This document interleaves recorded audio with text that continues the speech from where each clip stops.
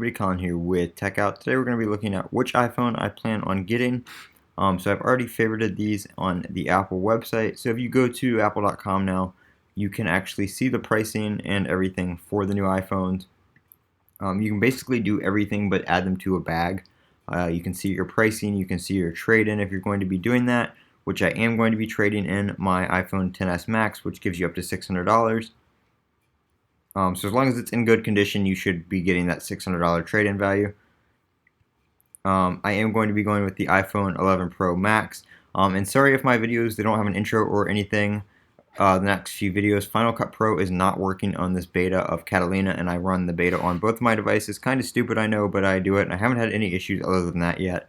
I can't decide between the Midnight Green and the Space Gray. I kind of want to change it up a bit. My iPhone 10 was silver, my XS Max was Space Gray. So I think I'm going to go with the Midnight Green. I'm not a huge fan of the gold. I had a gold 5S back in the day, and I kind of regretted that. I like the darker colors a little bit more. So it's going to be one of these two. I'm going to think about it over the next couple days, but it is likely going to be the Midnight Green. 64 gigabyte. I still have like 40 gigs free on my iPhone XS Max, so there's no reason to go up to the 256 gigabytes of storage. Keep in mind these prices right here are with the trade-in. If you don't do a trade-in, it will be higher. I have T-Mobile, but I'm going to go ahead and do the unlocked and SIM-free just because it is a little bit easier. I already have a SIM card. All I have to do is pop the SIM card into the phone, and it saves me a little bit of time at checkout during pre-order, not having to enter my T-Mobile number and password and all that kind of stuff to add it to my account. So with trade-in, I'm looking at $499 before tax.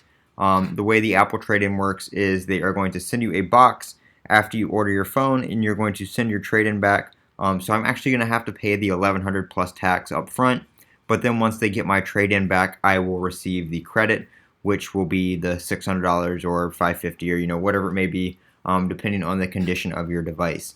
But that is the phone I plan on getting. It's going to be the iPhone 11 Pro Max, which is a little bit of a tongue twister. I wish they would have just called it like the iPhone 11 Max or something like that, without the Pro.